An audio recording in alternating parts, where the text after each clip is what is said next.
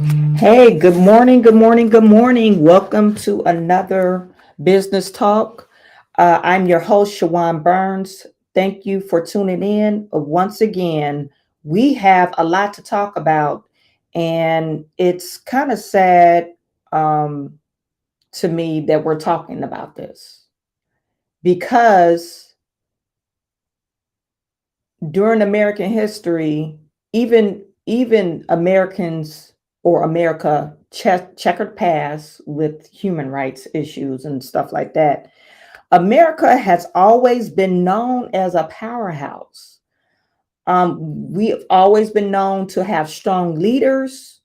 We've always been known to have powerful military and a resilient economy. And we've always kept our undeniable faith in our morals and our values. We've always been known for that. And we've been revered by other countries um, as the road to democracy and freedom. So foreigners actually come over here to get a taste of what it's like to have the American dream. That's why foreigners come over here. But no, not anymore. Not any longer. Across the globe, we have enemies making friends with their enemies to go against America. We have even our allies losing faith in us. They're talking to our enemies to see if they could have some type of a buddy system. And I'm speaking about Russia and China. We have Africa even laughing at us. So America is not known as the once powerful country in the resilient economy. And this is all because of the competency that Joe Biden has been displaying the last 2 years. A lot of people don't think he's competent. Matter of fact, they think he's a joke. So much a joke. I found the video that you guys want to look at. Now, this is from a different, in Australia, a different news station, but it's way down under in Australia. It has nothing to do with us. It's not even in Mexico. It's not even in Canada. It's way down under, and they're laughing at us. So I'm going to pull this clip and we're going to watch it. I might interject. You guys, like I said, thank you for tuning in. I am not monetized, so whatever you could do for the channel, whatever support, share, like, comment on the chat, it helps me with the algorithm and it boosts up my following. And when I get a lot of comments and a lot of chat, I could go to branding companies and get my own sponsorship. I don't have to depend on YouTube AdSense because I don't get nothing from that. But whatever it helps when you share this channel and like this and comment, even if it's a hate comment. I take all comments because, like I said, it helps me with the algorithm. So I'm going to share with this with you, and to me, it's sad. To me, it is so sad that I don't know why it's doing that.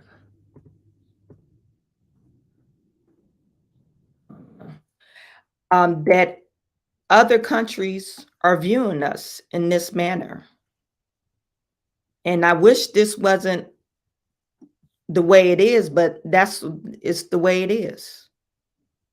Now, When I say the Biden administration has turned the White House press briefings into a joke, I'm not speaking metaphorically. I mean, they've literally become a joke. As Joe Biden headed off this week on a 4-day trip to Ireland, reporters wondered when they'd get a chance to ask him questions. Why can't the president take questions from the press?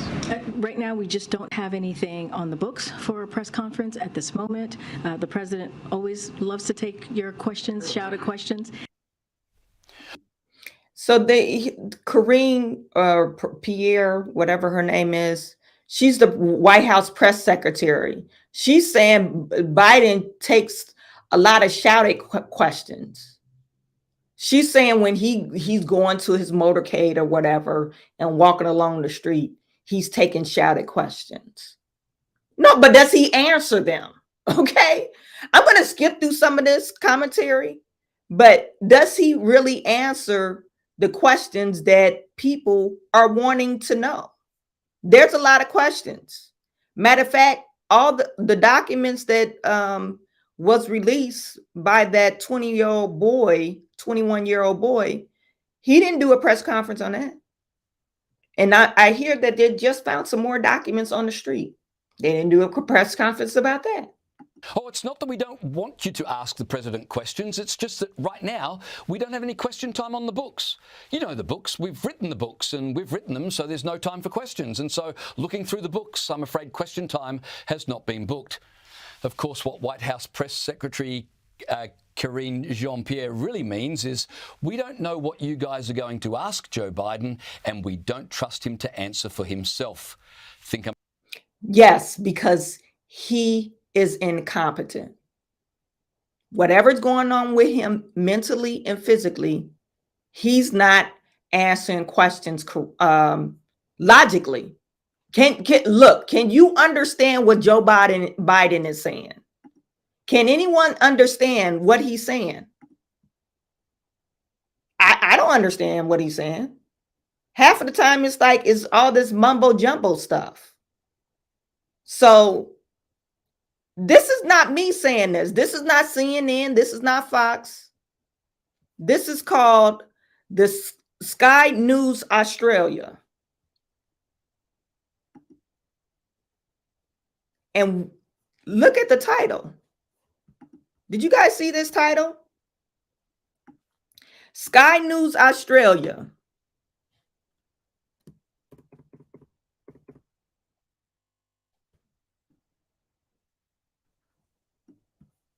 Literally become a joke. Reporters left wanting answers from President Biden. Guess how many views it got? It has over 1 million views. We're going to get into like some of the comments on this video, but literally America has become a joke. Not only with our leadership at the top, he's supposed to be the leader of the free world, but it's trickling down. It's literally trickling down to the states. And we're electing a bunch of nonsense right now. A bunch of incompetent people.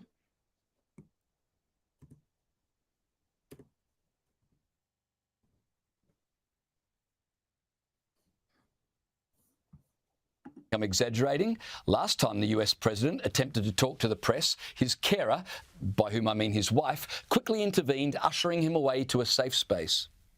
Mr. President, will you allow the FBI to search your home with veto? Will you meet McCarthy next week? To be honest, you've got to wonder why the US press pack cares to ask the leader of the free world any questions at all when he's... You know what? And if I was Jill Biden, of course, you're going to stick by your man because that's your husband. Now he has this job. He has to complete his term or he'll be the laughing stock. He can't step down for being not mentally sound. I think he's probably going through some type of dementia. But he can't do that because he'll go down in the history of the United States of America as being the worst president ever. And I think he still will go down for being that, because all the laws that he, or presidential executive orders that he put into place, that has nothing to do with the majority of American people.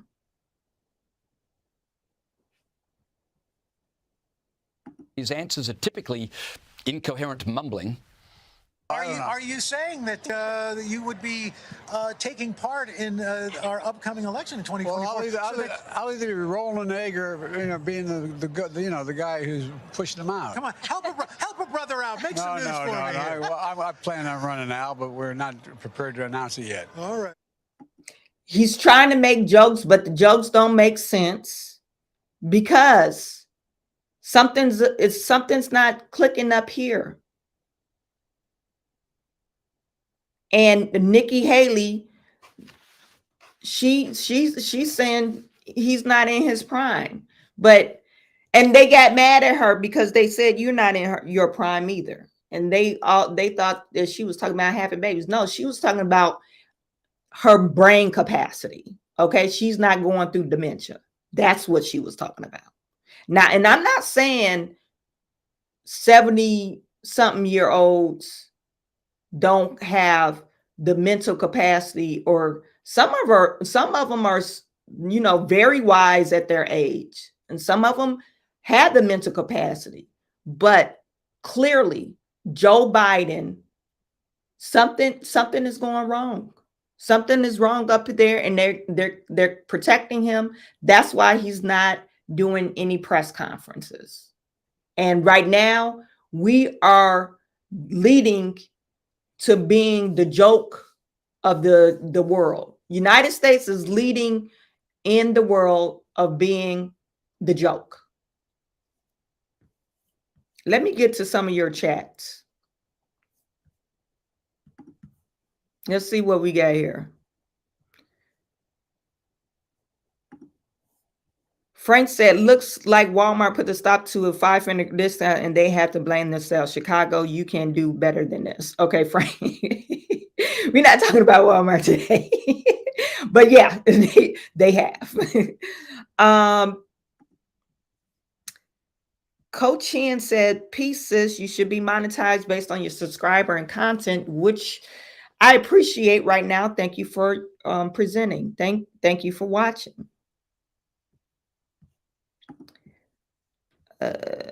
Let's see.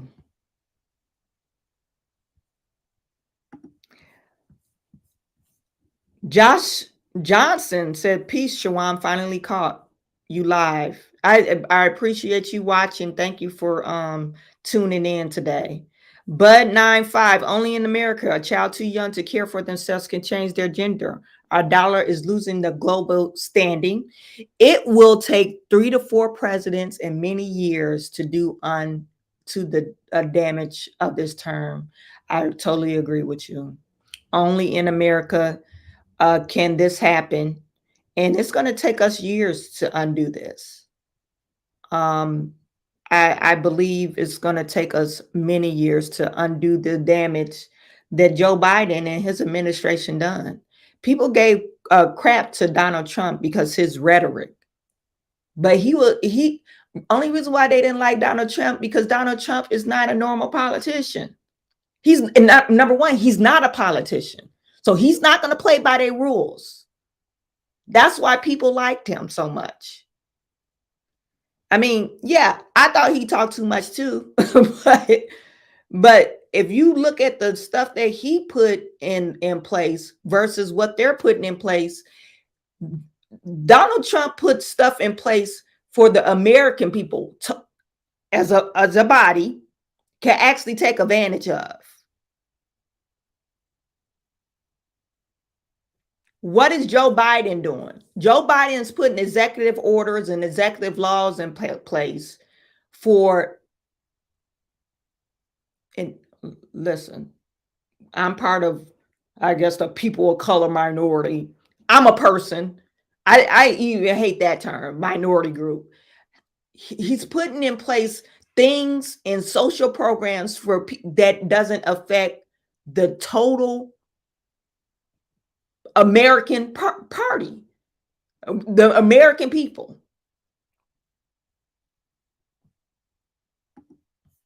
Let's move on. Huh? I saw his answer today on television about whether or not he was going to run to a very nice guy named Al Roker. I mean, you can't get a softer question than that. That was a long answer, talking about the eggs and the this and that. Whatever Joe Biden's mental capacity, he's the leader of the free world, and he did promise to run the most open, transparent administration America had ever seen. So reporters are rightly confused as to why they rarely get a chance to talk to the most open, transparent president America has ever seen. You recognize that as it relates to prior administrations, the president's predecessor, President Obama, President George W. Bush, I've been here long enough to have covered President Bill Clinton. This is not the norm. The norm is we do get an opportunity to ask the questions to the president about domestic and foreign policy issues in a formal setting at some point. And you choose that point, but we haven't had that opportunity in quite some time. The White House press secretary's reply is quite extraordinary. Sure, you haven't had the chance to sit down and ask the president any questions, but you regularly get the chance to shout at him. It is also unprecedented that a president takes as many shouted questions as this president has, and he has. She just ridiculous. She gets on my nerves. Oh, it's also unprecedented that the president takes as many shouted questions. What does that mean? He did not stand behind the podium and said, yes, I will accept questions right now. I'm here to answer. That's a huge difference than you walking on the runway and trying to get to your helicopter. Hey, what do you think about so-and-so? What do you think about this shooting? What do you think about this? What do you think about the war in Ukraine? When are you going to bring the troops out? This is just really ridiculous. Okay. And she's laughing because she knows she's full of shit. Okay. Yeah, you're full of shit and people called you out. The press called you out. When are we, you're talking about being transparent. When are we going to be able to know what's going on? We're not. Hello, we're not going to be able to know what's going on because Joe Biden doesn't know what's going on. Do you hear me? Joe Biden does not have a clue what's going on. Okay? Let's have a look at President Biden taking shouted questions.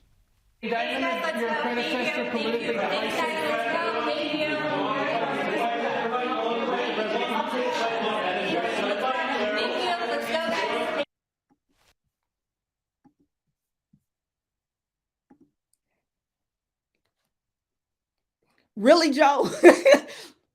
Is that how you take questions? You freeze up. You're supposed to be the president, the most powerful man in the world, and you looking like. And yeah, you guys don't see the problem with this. This is why this is labeled. This is why this is labeled.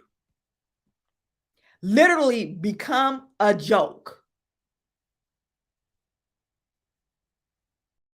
He's talking about taking questions, but really, they're talking about America.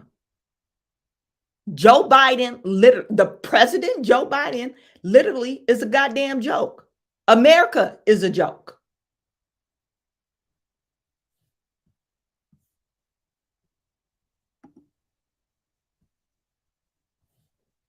It's really ridiculous.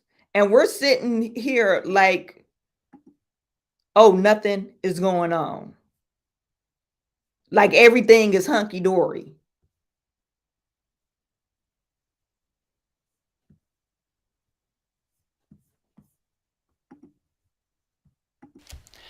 So, with Russia gnawing away on the edges of Europe, with China staging massive war games off the coast of Taiwan, and with the American economy in all sorts of trouble, the White House refused to make the US president available for questions. But it's not like they were ignoring the media's right to ask serious questions about serious issues. Journalists wouldn't be given access to Joe Biden, but they would get access to the Easter Bunny. Les, you can come out now. There we go. No, it's Megan.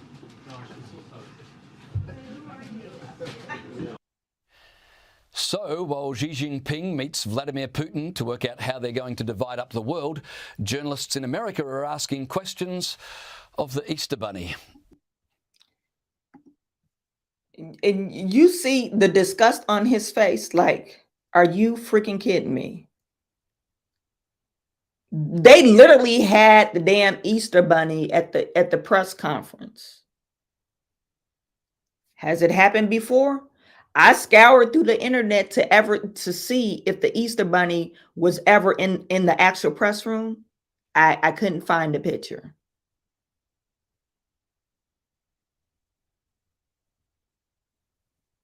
So this is a problem, you guys. In 2024, if Joe Biden announced that he's running for president, I will fall over. I will fall over like, are you freaking kidding me? But you know what? You see Hillary Clinton backing him. Oh, nobody's going to beat Joe Biden in 2024. Are you a damn fool? Like, you got to be kidding me. Like, you got to be a fool to think Joe Biden is going to win towards anybody. If he races against anybody, if Joe Biden will win, we are in deep shit. Okay? I'm telling you now, if Joe Biden even announced that he's running, we're in deep trouble. Only because the Democratic Party thinks he has a chance. And you're going to have these Democratic fools. And I don't want to call people names. Sheep, whatever you want to call them. Socialist, progressive. You really can't call them Democrats anymore, because Democratic Party used to be almost like in the middle of the road. They was not too far left, but most of the sound Democrats, they were like in the middle, and they were able to work with Republicans. But no, we got Democrats are far too progressive. They're socialists. They want this world to be a communist world, a communist country. That's what they want. They want a whole bunch of governmental power and government taking care of you so they won't have to do nothing. And when government takes care of you, they could tell you what to eat, drink, sleep, and shit, what clothes you supposed to be wearing, what you should be doing, how you should be raising your kids, what God you should be worshiping. That's what the socialists want.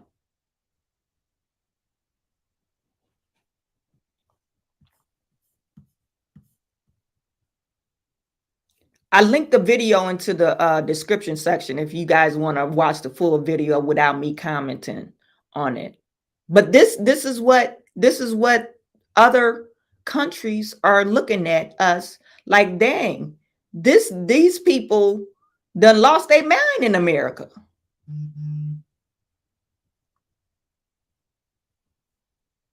They lost their mind in America. Look, check out what he says at the end, though.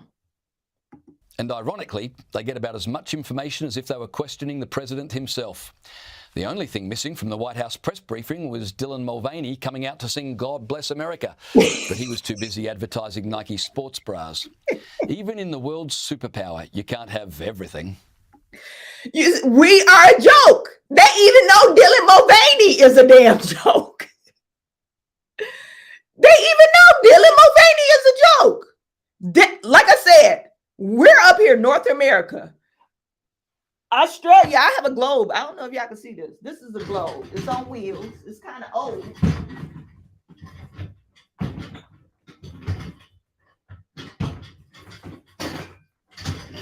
Australia is way down here. This is Australia. Way over here. That's Australia. Can you see that? Let me show you on my screen. Australia. It's way right here. We way over here. And they know about the bullshit we doing. We're the laughing stock of the world. Of the world, you guys. And y'all don't see that a problem. We gotta get activated, you guys. Tell all your people.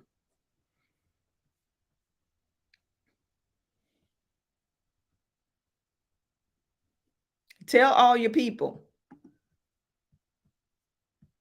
that we need to start taking this shit seriously, because we're in trouble. If we don't get a strong leader in here next president term, our next presidency, we are in deep doo-doo.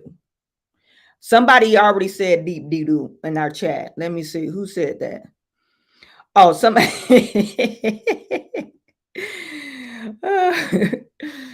JQ, you just laugh. JQ said Trump 2024. James Webb said we're in deep poo now. Don't yeah, it's not we're in deep and we don't have to wait. You're right, James. We don't have to wait till 2024. We could do something now. Let me share this with you. This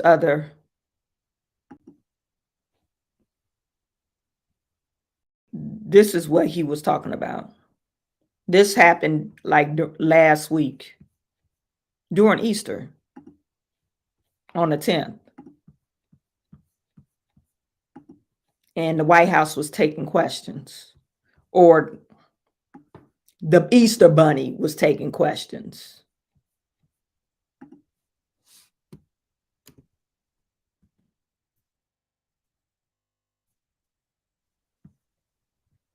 And I don't know why people thought that was amusing.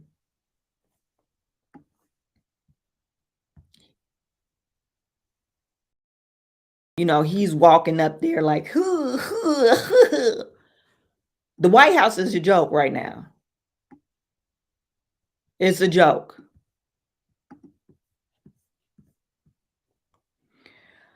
So I pulled this up. This was from a guy in, I think it's Zimbabwe, Tanzania. His name is Don Salmon. And he's talking about when Kamala Harris visited in Africa. Now, this story is kind of crazy. It's not crazy. We already knew this, because what they tried to pull on Uganda.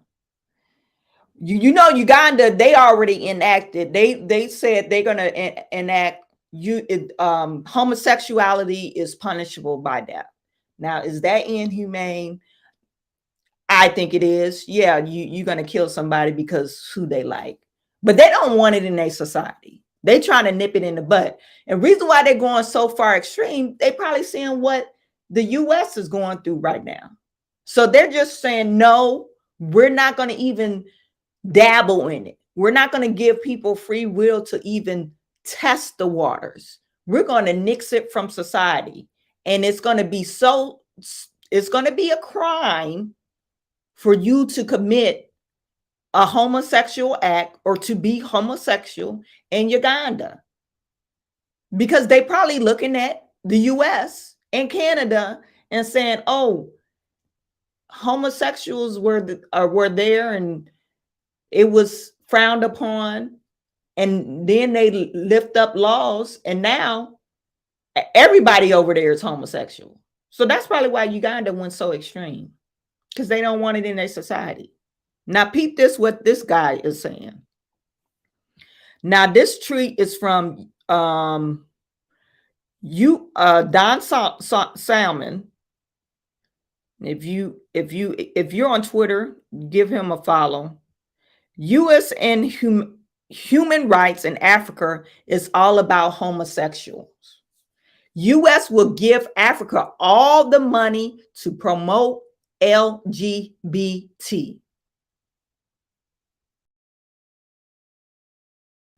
This is what I remember. I already said the Biden administration, Joe Biden already signed several executive orders that affect a small percentage of the population. Now they're trying to bully other countries to do this unicorn and Fruit Loop la type of agenda. Am I against homosexual? No, I'm not against homosexual, but I don't think it should be forced upon people. I don't need to know your sexual orientation. What does that have to do with me? Or my kids, or anybody of that nature? It has nothing to do with me. You're trying to act like homosexual or LGBTQ is a race, and it's not. It's not a race. It's not a class of people. Well, I guess it will be a class of people, but it is not. It's definitely not the origin or ethnicity. So peep this out. Let me see. Make sure you could see it. Like I said, Don Salmon. Want to give him a follow. America right now comes to Tanzania, comes to Ghana, comes to Zambia with 16 million. And guess what? 16 million only for Zambia. The 16 million, ask me, what is it for? What is it for? For human rights. Across the river, China and Russia coming to South Africa, ask me for what? For what? For a military training and skills sharing of security. You hear that? We go over there and ask for human rights. Oh, human rights. It got to be human rights. Because we're so arrogant. We got our shit all together. Human rights is nothing about human rights with LGBT, whatever, LGBTQ, LGBT. They got LGBT. They don't get Q over there. Wait till that comes over there. They miss that. The Q plus IA is XYZ. They miss that. So wait, Africa. Somebody gonna be over there talking about that. And that's why they put those strong laws over there. But again, Russia and China, they talk about skill sharing, strengthening their military, how to fight. Because the strongest military is what? You have to have a strong military, right? Or you're going to have people coming over here and taking over. I'm more interested in a transgender, homosexual agenda around the world. They will invest their money and give you money to protect human rights. Russia and China are coming with weapons and militarization strategies so that we can protect ourselves. So I want to say this very loud and clear to the Americans. Continue on your transgender agenda. Continue on your transgender agenda. Stay there. Leave us to do politics on the other side. Because what we need right now is not a minority human rights activation. What we need is a societal transformation. And for you as Americans to think that we really envy that when you have an anti-lesbian, anti-gay, LGBT principle, then tourists would drop. Let me correct that once and for all, Sbu. And cut and clip this, and it must be loud and clear. Are you saying to me that all the tourists are gay? He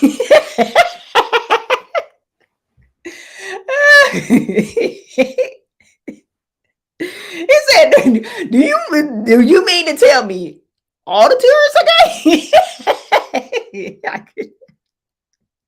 Gay zone, tourism will suffer. Question number one. Question number two, are you saying that we don't have a right to expressing ourselves as Africans?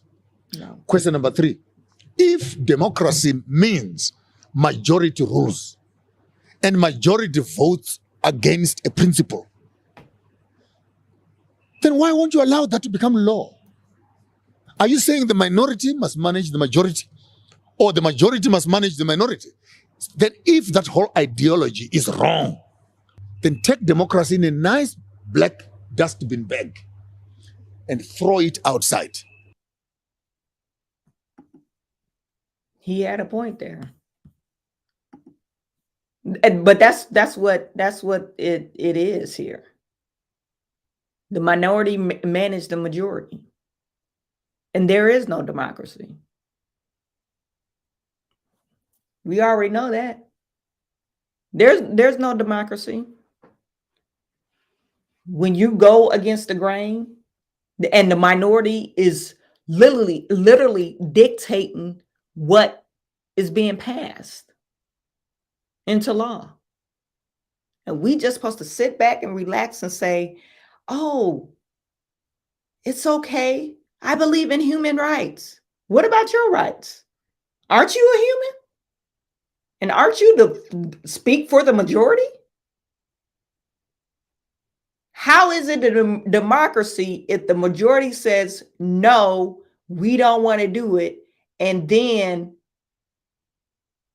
the minority rules? How's that democracy?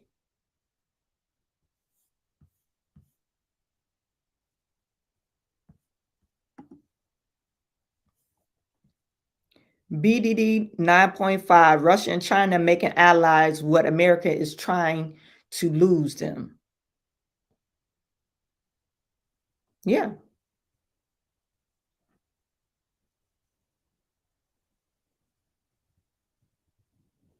Yeah, that's true.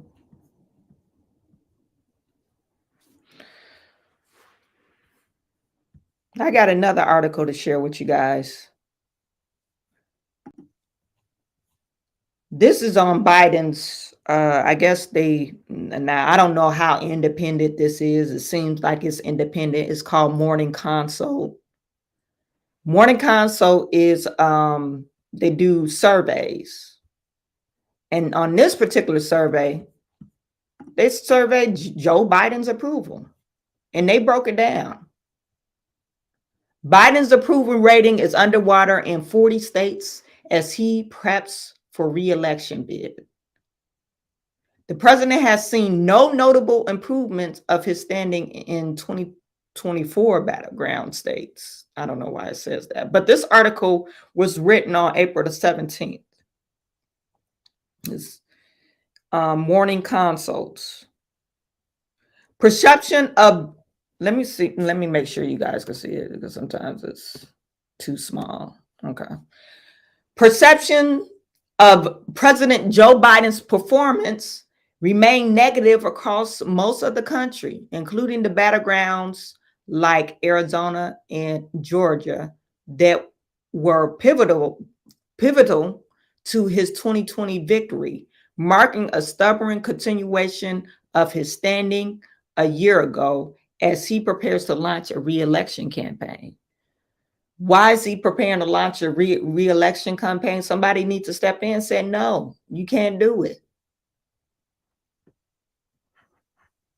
Now, so they're tracking the net approval rating. So what they're doing is approval, adding the non-approval, and then they total it up. So net approval. And the only states that he has a positive approval, you got Washington. I'm surprised Oregon but it's only -5. California, net approval of 11. Illinois is 0. But you got Maryland and Vermont, Massachusetts. These are states that they're saying that at least they give him at least on the positive approval rating. It says more voters disapprove than approve of Biden in the 40 states. Biden's net approval, the shares of voters who approve minus share who disapprove, is underwater in 40 states, according to the Morning Consult Political Intelligence quarterly tracking. This latest quarterly survey conducted March 1st through the 31st showed a slight improvement from the fourth quarter of 2022, when his approval rating was in the red in 42 states.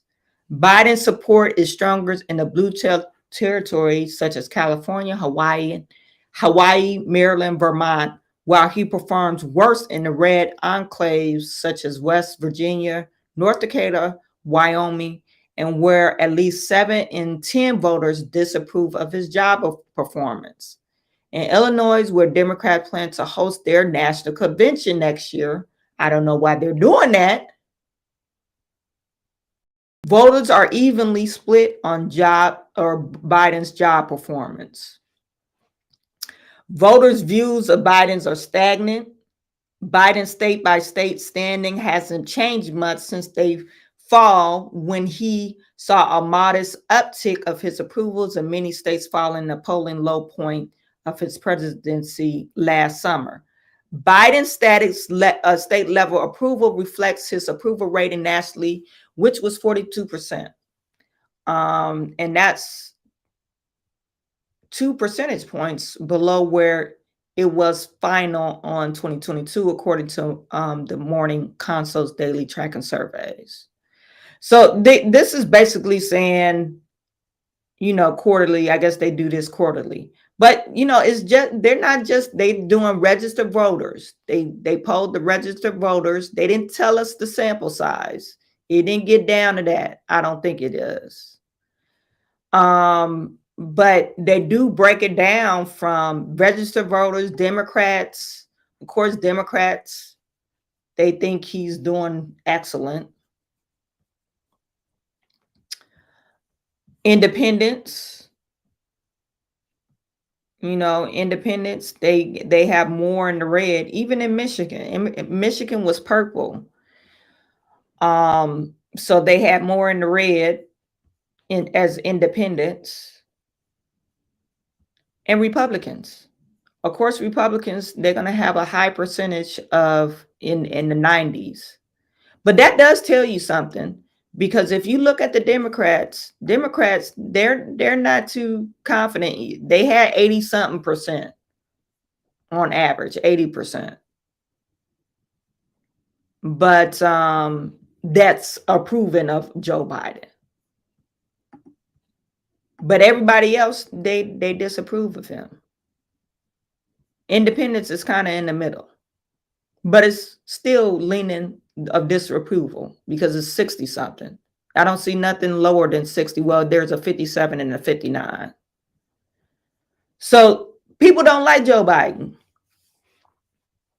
They don't like Joe Biden. They don't like the way the country is going. And you shouldn't. You should be upset. Reputation is everything. And if you got a bad reputation, it's hard to come back from that. That's like, hey, I got a criminal record. Because people always look at you sideways. Oh, you got a criminal record? What you do? and it all depends on how you answer that. If you just, I got in the fight. Now, matter of fact, you could actually off somebody and people are more understanding than if you kill or not kill, but steal from somebody. They're like, oh, you stealing? They'd rather for you to say, I was convicted of manslaughter. You know, just, oh, I got in a fight and I was convicted of manslaughter. Then, oh, I stole something. Oh, I got caught stealing. Like, oh, you a thief. You can't come here around me. No, you stealing. So like I said, I mean, I'm making a joke out of it, but your reputation is everything, you know, and America's reputation right now, we're the laughing stock. People are viewing us as the laughing stock, and they know that we're in some trouble. And that's an opportunity for other countries to strike. Okay, so we're going to get to this other story since we got a little bit time left. I got about 10 more minutes, and it's kind of another sad story, you guys. Another sad story. And I was trying to avoid talking about this because to me, it's always heartbreaking when, you know, a young person is hurt or lose their lives. And this young man, he didn't lose his life, but it's, you know, just a senseless act of violence. That's what I want to get at. Something so senseless and just totally could get avoided. I think when stuff like that happens, I think, and especially if it's two different races, I think, you know, the news media, especially the liberal news media, latch onto it and ride it like a pony, like the Black Lives Matter movement. So, and I'm speaking of what's his name, the young boy that was shot for knocking on the door. That's the narrative that they're that's going across the media. It says and this is CNN, so we could just say CNN is gonna, you know, ride the racial component of it. Okay, they're not looking at maybe it's just an older guy, just probably not in sound mind. No, it has to be some type of race to it. Because it happens to be a Black boy and an older white man.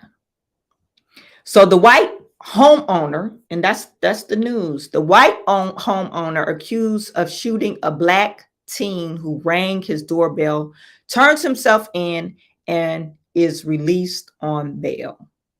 So they released on bail.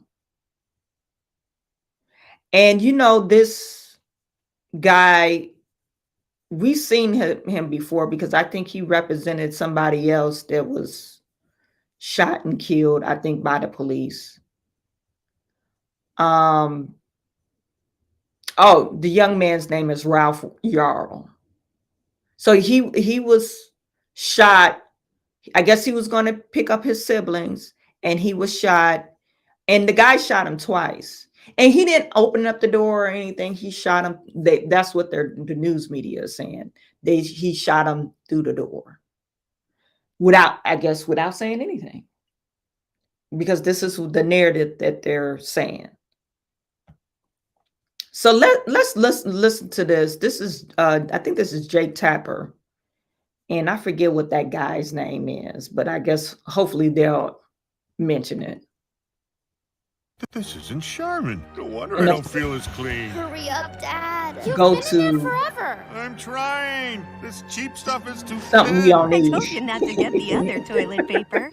Here's Charmin Ultra Strong. My bottom's been... Well, while that's, like I said, while that's playing, I'll read some of this to you. It says the 84-year-old white man was accused of shooting a black teenager who rang his doorbell. Star is reporting. And let me make sure. Can you guys see this? Yeah, you can see it.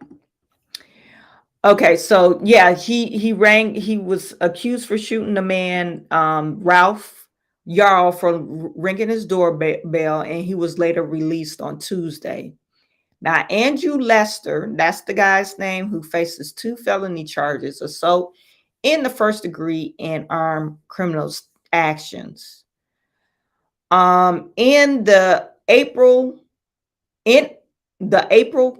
13th shooting of Ralph Yarl will be arraigned Wednesday afternoon, according to Yarl's family attorney Lee Merritt. CNN has reached out to the prosecutor to confirm the information. Lester turned himself into the detention center Tuesday, then hours later was released. That conditions of his $200,000 bond prohibit him from having any type of weapon and cannot have direct or indirect contact with Yarl or his family, according to Clay County Sheriff Office spokesperson Sarah Boyd. Now look at this guy. He looks like an old man. Like, and he don't take no shit. he look old, like he don't take no shit, just like a normal 84-year-old person would look. So he was shot in the head and the arm. He went to the wrong address to pick up his siblings. He has been released from the hospital, but faces arduous road to recovery, his family said. Lester told the police he and the team did not exchange words before he fired at him through the locked glass door. So this is Lester. Lester said they didn't exchange words. CNN has not been able to reach out to the homeowner. CNN has yet to determine whether Lester has an attorney. The criminal charges has brought a bit of comfort to Ralph's family, but long roads lie ahead, both with Ralph's recovery and the quest for justice. His aunt Faith Spoon Moore told CNN, "It's not simple as turning a page," Spoon Moore said Tuesday. "It's a little better than he is, hopefully going to get part of what he deserved, but questions remain over why Lester was initially detained but released a few hours after the shooting. I share the outrage and concern of many in asking why," Kansas City Mayor Quentin Locust told CNN.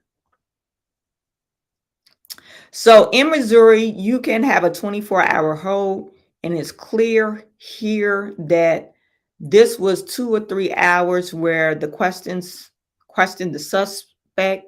He was able to go back home that evening. Lester told police he fired immediately after answering the doorbell when he saw Ralph pulling on the exterior door handle, according to probable cause documented obtained by CNN. Lester thought Ralph was trying to break into the home and was scared to death due to the size of the boy, according to the document. That's what I said. I said, well, maybe the young boy, and maybe no attention, he attended like, oh, somebody's coming to the door. I could just, I'll pull it open. But, and then again, his mom probably said, you can't just walk in people's house. Some kids don't know that. But Lester, being the old man, he was like, shit, somebody trying to break in.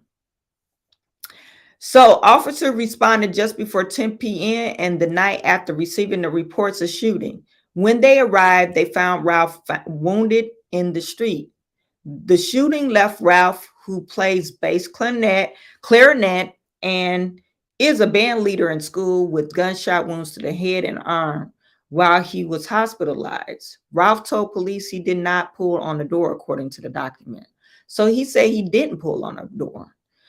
It was nothing short of a miracle that Ralph was discharged from the hospital. His attorney, Ben Crump, that's his name, Ben Crump. He's not out of the woods yet. Well, they released him from the hospital. So he can't be that injured. If he got a gunshot wound to the head, if you got a head injury, they'll keep you in the hospital if it's something really wrong with you. But they got stand your ground law. I really doubt I understand. Spoonmore said, I doubt Ralph is even 170 pounds. Ralph is not even 6 feet tall. So they're saying, Ralph doesn't look scary or anything like that. But I say this all the time. This is not the first time this happened, that a young man went to the wrong house and they shot him. And actually, he thought it was his house, and the guy shot him because he was in his house. But I guess the young man, they just moved there and the door was open and the guy was in the guy's house and he thought it was his house. And he was a 15, 16-year-old boy. So the guy looked at him and shot him. And that's with these stand your ground laws. Hey, if you're in my house, what else am I supposed to do? Now, this is something different. If he's pulling on a door, maybe he didn't use the best of judgment when the guy shot him. That's not a good judgment, because if your door is locked, okay, he's trying to pull on the door. The first thing you should do, and they tell you this in, your gun training, but he's old school, gun training. They said the first thing you should do is dial 911 before you start say, oh, I'm going to shoot you. So let's look and listen to some of it. The Ralph Yarl was released from the hospital yesterday. Is that good news? How is he doing? It's a miracle, Jake. Nothing short of a miracle. Obviously, he's still struggling, severe post-traumatic stress disorder, but he and his family are just happy that he's alive after being shot in the head. Is he going to be ultimately okay? What's the prognosis? The prognosis is that he's young and strong and he's a fighter. The fact that he has a lot of prayers that he hopefully will fully recover, but it's just the beginning now. He's not out of the woods yet, but the great thing is they said he was stable enough to go to his home. Yeah, that's amazing. Why did we choose Safelight? So, we were loading our SUV when what I wanted to Safelight show came you right to guys, us, and we could see exactly when they arrived with the replacement. So now, now that Ralph Yarl was shot, the kids staged a walkout on campus. Now, and I'm saying kids, they're high school students, so they staged a walkout and they're doing these protests. My only problem with this is it's good to protest. It's good that he has the support from his community, that, yeah, nothing like this should happen. My only problem with this is we protest on the craziest stuff, the stuff that, black and white issues. But that's not the main killer of black men. And granted, okay, I love the protests. They're gonna seek justice, and maybe the police didn't hold him because maybe he was white. I don't think that was the reason why they didn't hold him. But what I'm saying is, like, why can't we protest against like violence in these major cities? Now, Kansas City, they didn't meet that radar. I don't know if you guys seen that post that I put up, those major cities and the homicides per capita. Kansas City didn't make it. But Kansas City is not that great of a city. They do have violence there. They have their hood. So what I'm saying, like, and we're staging all these protests, and they protesting in other states because of this, But why do we protest? against something that we get all up in roars on a black and white issue, but we don't get all up in roars when one of our kids gets shot in a drive-by, or one of our kids just gets shot by another black teen. Where's the uproar with that? Where's the parents and seeking justice on that? I just don't understand. It's just this polarized view that only the white man could do wrong, and we're able to do wrong. And where we say Black Lives Matter, if it really matters, why don't we protest all the damn time? Every time a black life is lost, why aren't we protesting? And it doesn't matter who took the life. Why aren't we protesting? We only protest when someone white shoots a black person. But when a black person shoots a black person, we don't see nothing like that. We don't see no protest, no outcry with the law, nobody saying anything. Nobody's talking to the police. Nobody says nothing. And you're 10 to 12, 13, 14, 15 times likely to get killed by a black person. And I'm talking to black men. If you're the ages between teenagers, 12 and 35, more likely you're going to get killed by another black person. That's just hard statistics. We already know that. We could look that up, and it's written in black and white. So why don't we protest when that happens?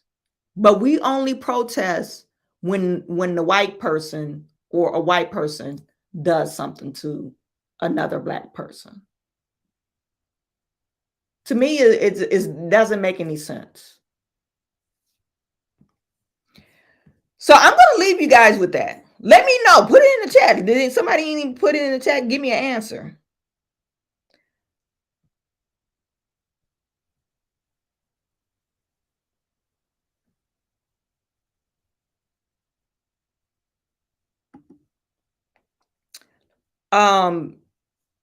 Josh Johnson said, let's protest big liberal pharmaceutical corporations. Yeah, we should. You know, they talking about defund the police. They need to defund the pharmaceutical business, right? We letting the pharmaceuticals take it. Look, COVID happened, and we let them take over. People was running scared, taking the shot for nothing, and you still got COVID. The media coverage of the riots and demonstrations have portrayed people of color as violent. Yeah. That's the only coverage the community gets. So you get fear and a feared response. That's a great comment, James. Yeah, you get fear. And that's what I said. You know, you never know what the guy was thinking. He probably like, oh, this is a dude, a black man or whatever, coming to my door. So he probably was fearing for his life. And if he was watching the crap that was happening in Chicago, he probably like, oh, hell no, you ain't coming in here. And it probably wasn't anything about race, but it was a feared response. You're absolutely right.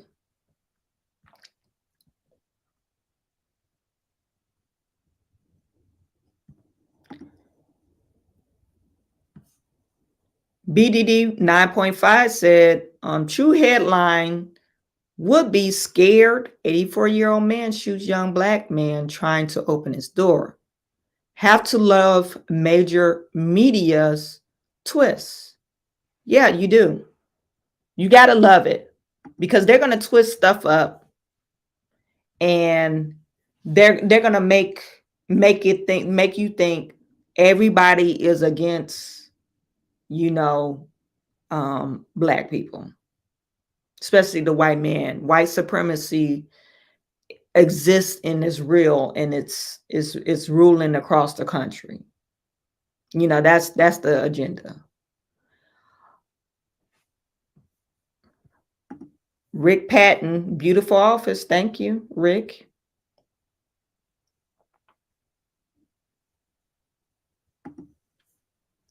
Google search dies suddenly and watch on Rumble. Scary more aren't speaking up about that.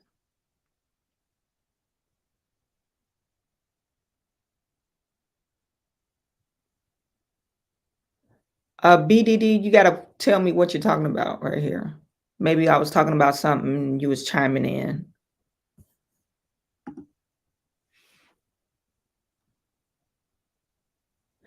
Oh yeah, it's simple. It's all about money. What was it that George Floyd family got? 53 million? Black on black crime, there's no money to sue. You're absolutely right. Black on black crime, you're not gonna, we don't get, yeah. If you black and you killed another black person, you got to be a well-to-do black person. And people got to know you well-to-do and got a little change for that to happen, for you to get sued. But it won't make major media, that won't make major media. This, and matter of fact, this, with the young boy getting shot, he's okay. And I thank God he's okay. I forget what the attorney name is. We've seen him before, but he's preparing for a lawsuit. That's why they're using words. He's not out of the woods yet, because they're going to make him, even if he's not criminally responsible, he's going to be financially. There's going to be a civil suit behind this.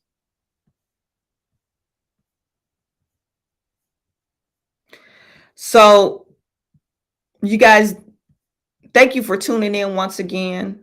I really appreciate you. I don't know what I'm going to talk about tomorrow.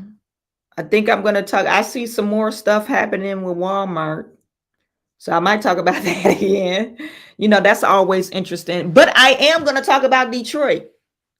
I'm a citizen of suburbs of Detroit. I don't live in Detroit no more. But I want to show you the candid response when Detroit has, some type of violence, especially downtown, their response versus these other responses. And actually Detroit is a liberal or democratic city, but they do have one thing Detroit does good, and they had a bad reputation before, is their policing. Their policing has changed dramatically. And I think because Michael Duggan, even though a lot of people don't like him, I don't care too much for him, but I'm not there to vote for him. So, but what he has led the leadership, they have some great leadership in the police ranks, and he lets them do their job, and they do a pretty good job too. So I want to show you guys the response when Detroit goes through something versus, these other major cities. And like I said, Detroit, it's on neck and neck per capita. It's like number 5 in per capita murderville or whatever. But you can't come downtown Detroit doing that crap, because they're going to have a totally different response. So we're going to compare the two. We're going to compare Chicago response to Detroit response. Is it any better? You guys let me know. But I know Detroit, they're trying to move all the riffraff out because they're trying to get, some money into downtown Detroit. They're trying to revitalize, and it's turning out to be a very beautiful city, but they got to get their hands around the crime. They got to push the crime out. And in order for them to do that, they got to strong arm the people that's committing crimes. And that's what they're doing. So, like I said, thank you for tuning in once again. I appreciate you Remember to like, subscribe, and share this channel with everyone that you know. I'm on the road to get 25,000 subscribers. I reached, I'm gonna just pull up my YouTube channel. I think I reached up to 23,000 subscribers. Yeah. I'm at 22,000 or 23,000 subscribers. So I would like to see 25 by the end of the month, and I think we could do it. Okay. All right. I will see you guys tomorrow. Thank you once again, and I'm sending all my good to you. I'll talk to you soon.